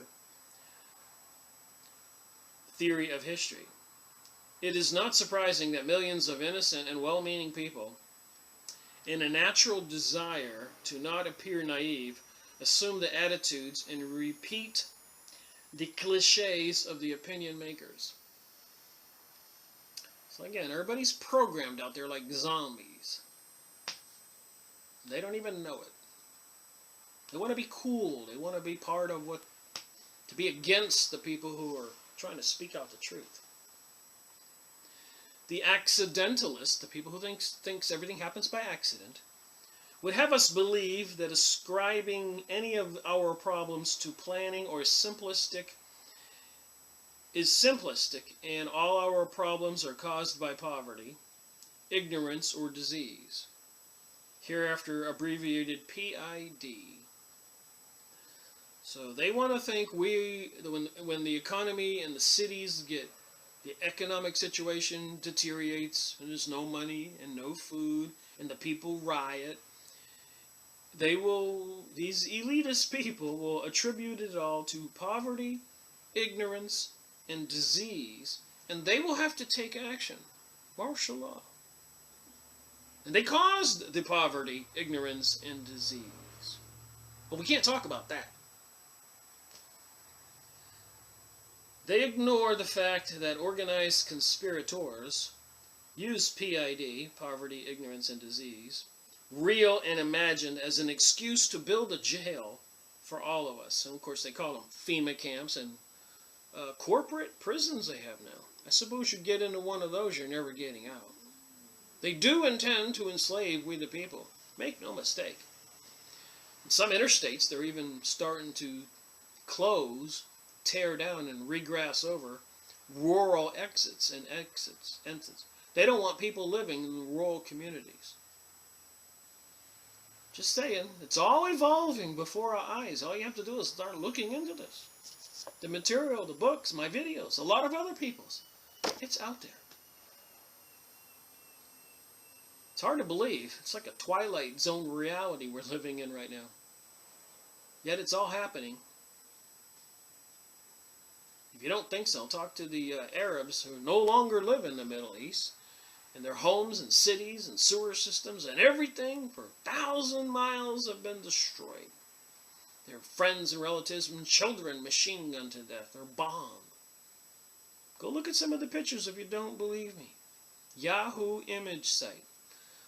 bombed buildings, Iraq, bombed buildings, Afghanistan, bombed buildings, Syria, anywhere. And it's not a bombing. It's the whole city has been like it's been nuked. It's off the chart. You can see that they're destroying everything. Like I said, 1,000 square miles, 2,000, 10,000. They're displacing all those people, and of course we know they're shipping them into Europe and the United States in the middle of the night, or marching them down the track lines or the city highways like a long parade. And 90% of them are all young men. And apparently causing a lot of stuff. I've been watching videos. You can't even drive your semi-tractor trailer or truck or car down the streets. They're all lined up throwing rocks and garbage at you over there in Germany and other places. Do you think it was just an accident? I mean, they had to filter all those people. Even President Angela Merkel in Germany acted like she was completely dumbfounded when people said, "Why are you doing this?" She goes, "Well, we should be helping everybody. It's our responsibility." Why should they all be forced to be removed from the Middle East? I hate to ask this, somebody will think I'm a nut.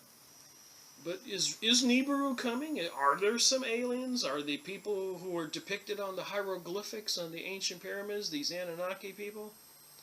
Are they coming back and they just want all the people gone because that's going to be their new territory when they announce their presence on Earth?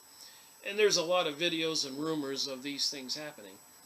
So I'm just scratching my head going, man, what is the truth? People like this guy went through a lot of work to write these books. Million bestseller here. 4 or 5 million books. Sounds like he's a concerned man, not a conspiracy kook.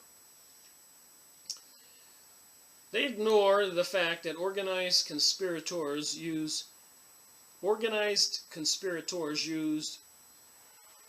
poverty, ignorance, and disease, PID, real and imagined, as an excuse to build a jail for the rest of us. We all know that Grumman and the government has spent a ton of money on FEMA camps and hollow point bullets and HARP systems and magnetic microwave transmitters they call crowd control. They got a big microwave beam device on trucks. You can look it up. And they can just aim a microwave dish at a whole crowd of people and microwave them, toast them. It's like you would toast a hot dog in a microwave oven. I think that's insane.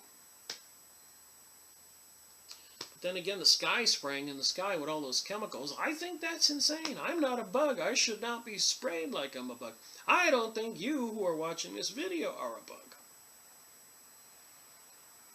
They think we're animals and bugs.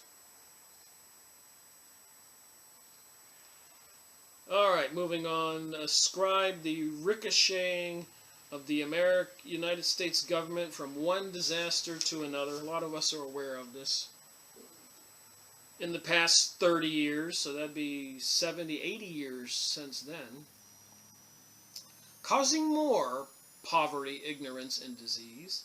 Accidentalists ignore the fact that some of the more advanced nations of the world have been captured by communists. Czechoslovakia was one of the world's most modern industrial nations, and Cuba had the second highest per capita income of any nation in Central and South America. For example, there is a Professor Carol Quigley of the Foreign Service School at Georgetown University. Professor Quigley can hardly be accused of being a right-wing extremist. He was a professor at a university, so he was probably liberal, but I'll read on. Those 3 words have been made inseparable by the mass media. Dr. Quigley had all the liberal credentials, having taught at the liberal establishment's academic meccas of Princeton and Harvard. In his 1,300-page, 8-pound book, Tragedy and Hope, Dr. Quigley reveals the existence of a conspiratorial network which will be discussed in this book. The professor is not merely formulating a theory, but revealing this network's existence from first-hand experience. Again, I keep saying in these videos, I am not a genius. I'm not the smartest guy around. But the people who wrote these books, I'm giving them credit. Mr. Quigley here, 1,300 pages, 8-pound book, Tragedy and Hope. He says, a professor from a university, Princeton and Harvard, he said there's a secret establishment planning all this stuff. And weirdly enough, he's not opposed to what they're planning. He's just opposed that they're doing it in secret, as it says here. I know the operations of this network, Professor Higley discloses, because I have studied it for 20 years and was permitted for 2 years in the early 1960s to examine its papers and secret records. So that would have been the Illuminati or the Freemasonic stuff. I have no aversion to it or most of its aims, and have for much of my life been close to it and to many of its instruments. So he supports the liberal thinking. But listen to this. But in general, my chief difference of opinion is that it wishes to remain unknown, and I believe its role in history is significant enough to be known. So Mr. Professor Quigley thinks we should be known what they're planning to do to us. However, we must emphatically disagree with this network's aim, which the professor describes as nothing less than to create a world system of financial control in the private hands able to dominate the political system of each country and the economy of the world as a whole.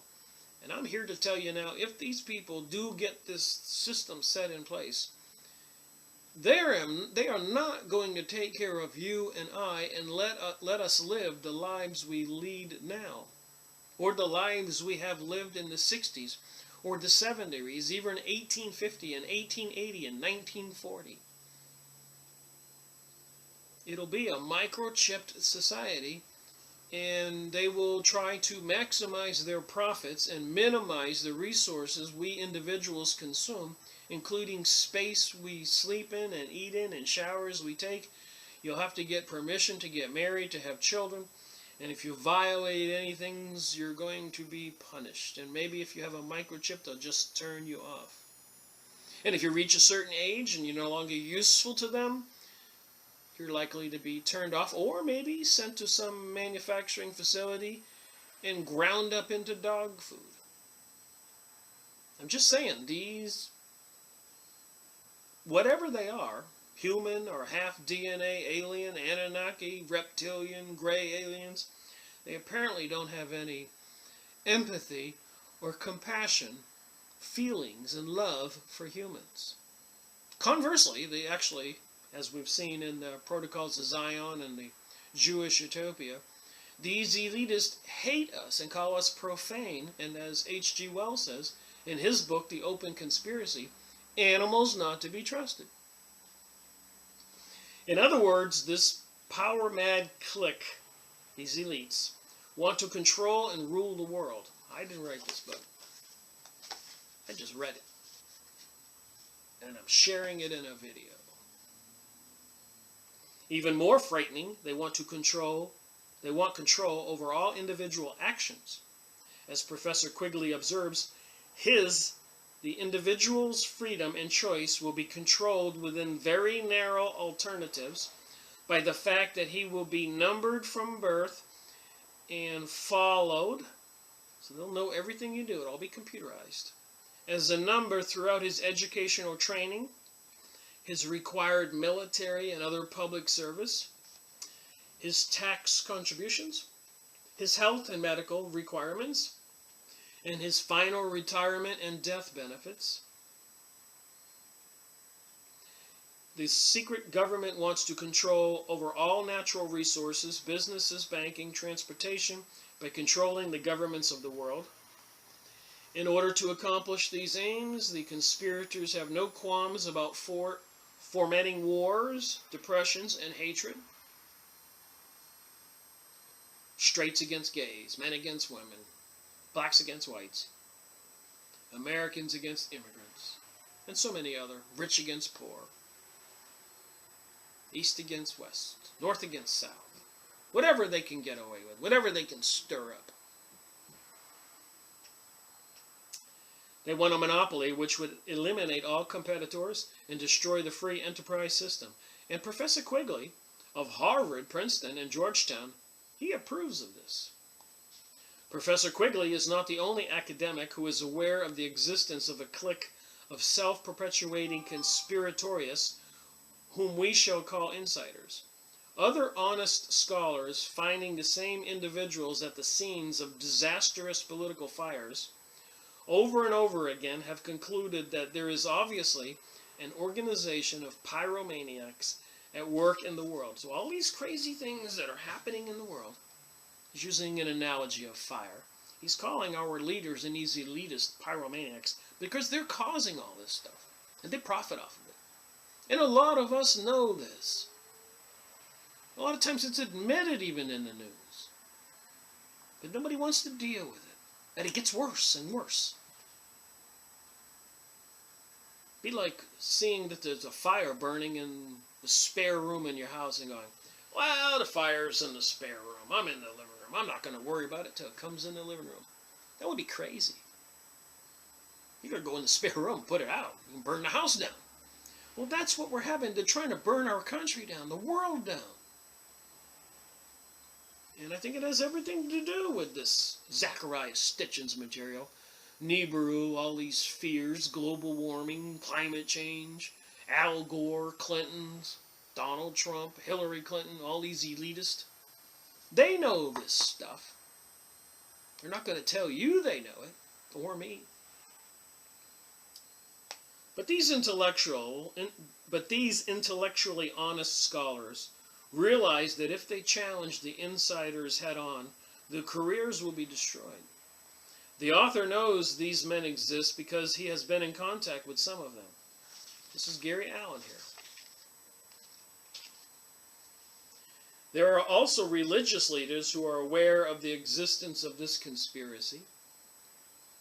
In a UPI story dated United Press, I guess, December 27, 1965, Father Pedro Arrupe, head of the Jesuit Order of the Roman Catholic Church, made the following charges during his remarks at the Ecumenical Council.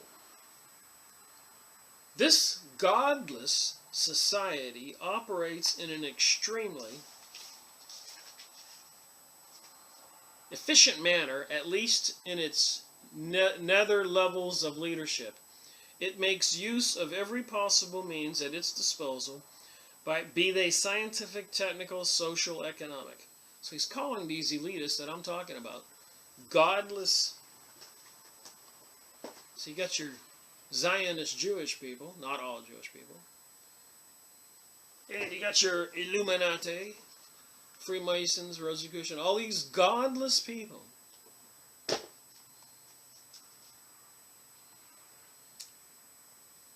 They'll use whatever means possible to obtain their means of the New Age and the New World Order. And I've been saying that for a while. I'm going to try to finish this video, this chapter. It follows a perfectly mapped out strategy. That's what these people are doing. It holds almost complete sway in international organizations, in financial circles, in the field of mass communication, press, cinema, radio, and television. How many of us don't already know that secretly in our minds? But we want to make it, we want to wish it's just going to go away. It's not going to go away. If you do study this network of which Professor Quigley speaks, you will find that what has at first seemed incredible not only exists, but heavily influences our lives. It must be remembered that the first job of any conspiracy, whether it be in politics, crime, or within a business office, is to convince everyone else that no conspiracy exists. That the elite of the academic world and mass communications media always foo-foo, or ridicule, the existence of the insiders merely serves to camouflage their operations. Even Hillary Clinton was bashing Alex Jones. And, well, at least not Larry Nichols. Go look him up and his stuff he says to Lisa Haven or Alex Jones and other alternate news sites and videos. Tell some pretty gruesome things about the Clintons. Not to be outdone by Donald Trump. Go look up his condo in New York City. and see if it doesn't look like it's kind of with the occult, high-level Freemason, like a warlock or something. So that's what everybody's saying right now, you know. A choice of two evils, and I'm thinking, I can't choose either evil. You can't pick one of these evil people. Our point is that most people know from personal experience that a news story often is not the whole story, but many of us assume that our own case is unique when really it is typical. What is true about the reporting of local events is equally as true about the reporting of national and international events. And I'm here to tell you now, they are not reporting what's going on in Syria. This stuff about Iran and all that, it's a huge deception, and people are just falling for it. Psychological problems are also involving the inducing people to look at the evidence concerning the insiders. People are usually comfortable with their old beliefs and conceptions. The intellectuals of the day scoffed at Columbus, and people were afraid that they would lose social prestige if they listened to him. Many others just did not want to believe that the earth was round. So anyways, don't confuse us with the facts. Our minds are made up. That's what people said. Don't tell us with the facts. You can't prove to us the earth is round. Our minds are made up. These same factors apply today because the establishment controls the media. Anyone exposing the insiders will be the recipient of a continuous fuselage of invention attacks from newspapers, magazine, TV, and radio. In this manner, one is threatened with loss of social respectability if he dares broach the idea that there is an organization behind any of the problems currently wrecking America. Unfortunately, for many people, social status comes before intellectual honesty. Although they would never admit it, social position is more important to many people than is the survival of freedom in America. So many of our wealthy people, elites, business owners, senators, leaders, will probably only care mostly about themselves and will even watch while the rest of us are contained in FEMA camps and work prisons and stuff like that. Believe it or not. And they'll buy the story because they just want to, because they don't want to get involved, that we're ignorant, poverty-stricken, our own fault, disease, mentally weaker. Read that book on the Jewish utopia I showed earlier. They really think that we have an inferior DNA, intellect, ability. It's insane. If you ask these people which is more important, social respectability or saving their children from slavery, they will tell you the latter, of course. But their actions, or lack of same, speak so much louder than their words. So they'll say they want to save their children, but they're not taking any action. I've had people holding a baby in their arms look at me straight in the face and say, "Rick, I know you're right. I'll be dead by the time that happens." And I look at the baby in her arms and I'm thinking to myself, but will that child be dead? Will that child's child be dead?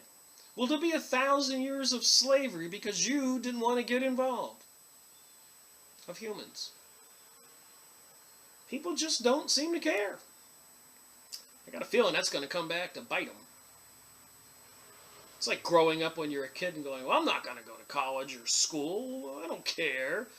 But then later on wanting to be a doctor or a scientist, and it's too late. People have an infinite capacity for rationalization. So people will make excuses.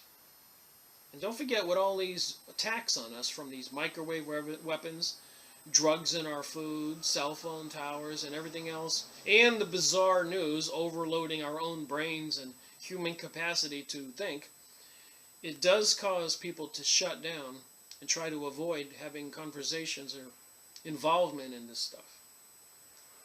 So most people will try to rationalize it out. It's really not happening, or it will never happen to me. when it comes to refusing the face of the threat to America's survival.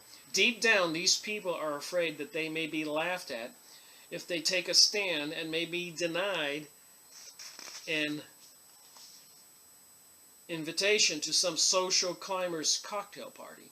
So you can't even talk about stuff at a cocktail party. Everybody will look at you, I've done it, and frown. Might even ask you to leave the party. Instead of getting mad at the insiders, these people actually get angry at those who are trying to save the country by exposing the conspirators.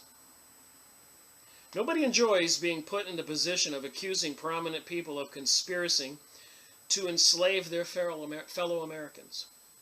But the facts are inescapable.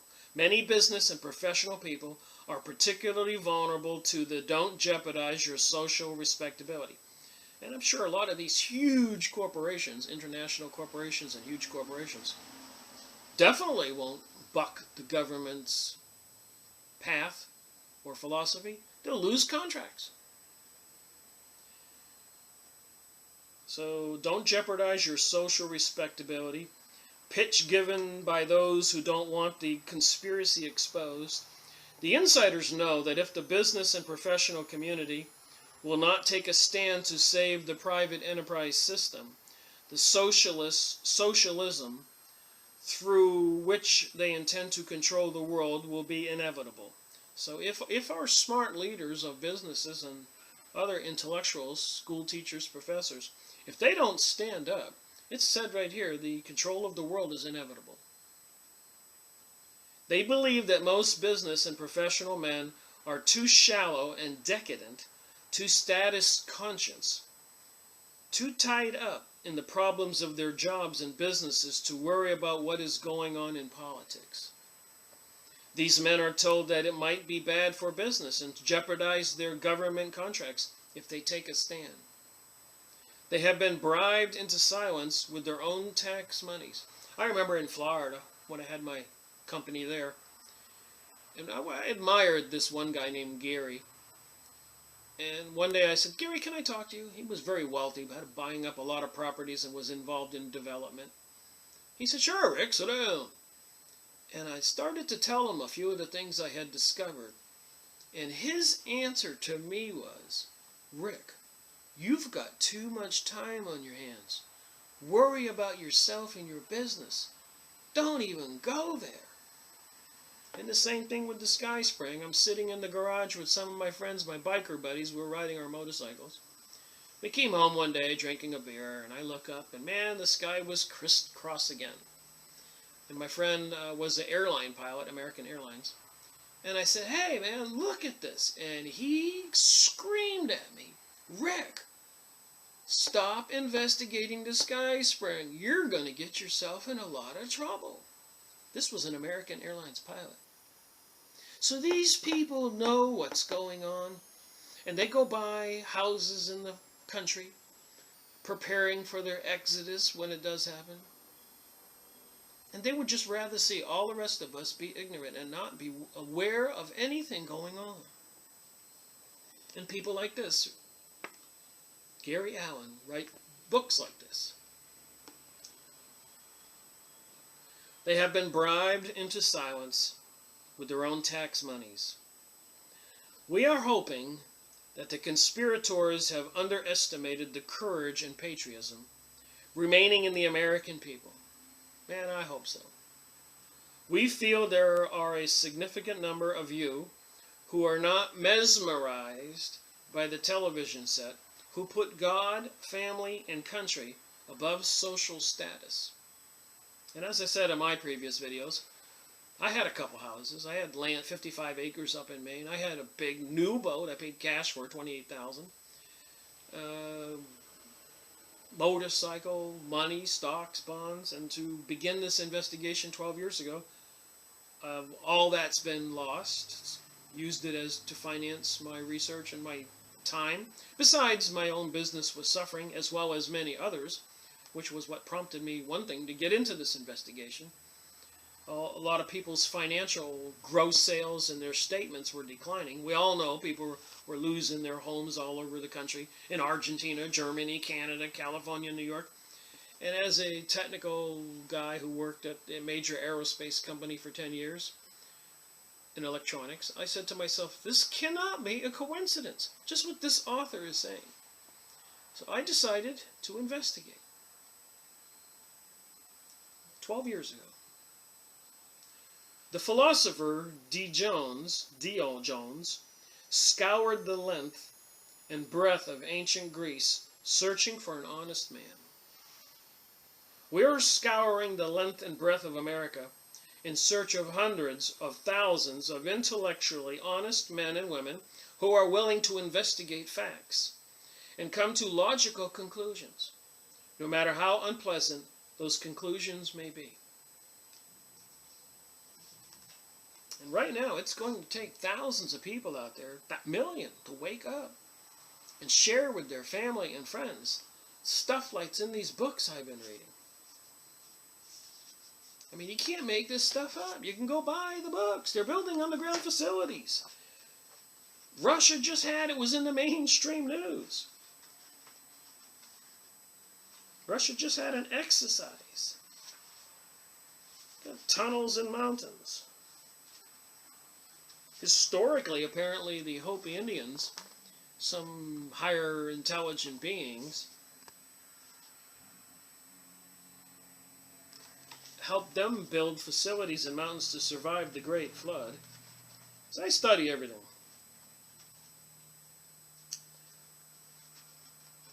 You got books like this. I'm just looking for pictures here. They got big machines that build these underground tunnels.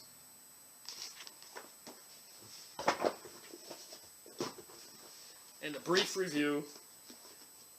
Jewish-Canadian author Henry McCall writes a book called Illuminati, the Cult That Hijacked the World. Smarter guy than me. PhD. John Perkins risked his life, spent a career working for these Illuminati bankster organizations, elitist, convincing presidents and kings and leaders of countries all over the world to borrow money to get in debt, promising them riches and wealth and prosperity for the people. All they wound up was the people's villages were destroyed, and now they're all living in places like sewers. Look what they did over there in Syria and Iraq and everywhere else. They bombed all the sewer systems and canals and water supplies. They didn't want anybody to be able to rebuild. Get it? Got it? Tex Mars writes this book. I made a video. These people do have a strange religion.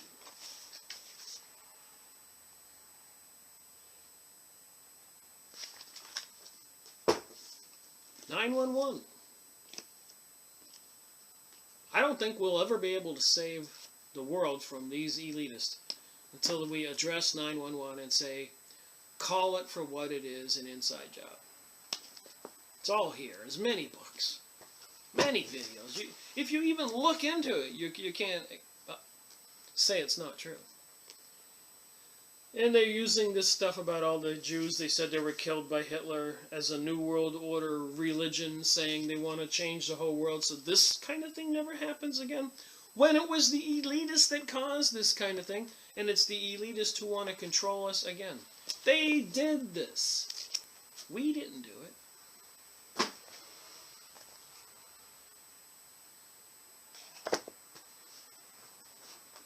I can't resist. The Jewish utopia. The evidence is overwhelming. The ultimate world order.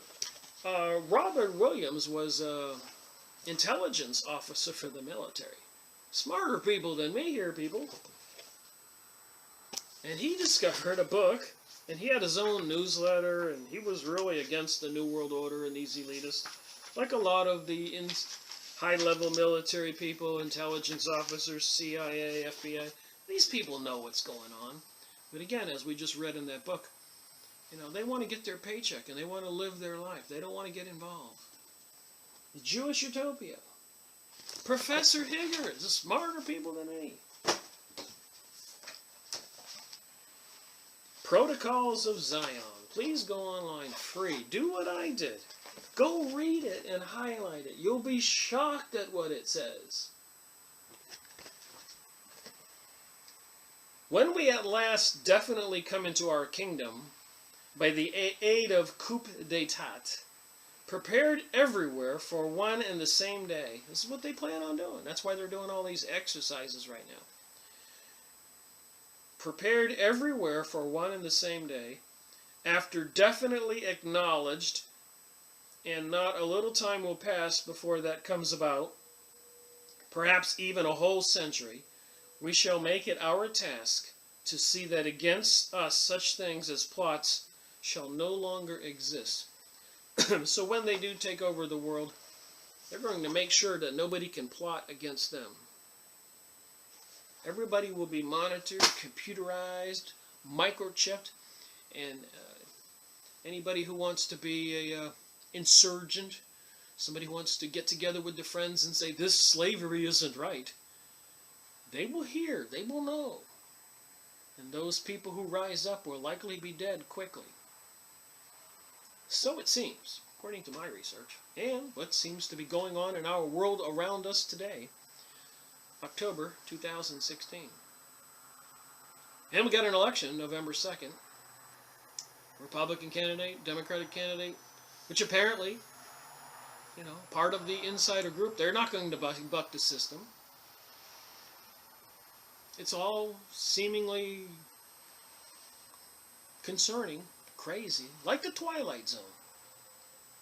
Did I say that when I started this video? Seems like the Twilight Zone. I drive down the street and I see the kids out on the softball field, and the families, and everybody in lawn chairs. And I go, man, those people have no idea what the world is being prepared to be. They have no idea what's going on. Thank you for watching my video. Rick Miracle reporting.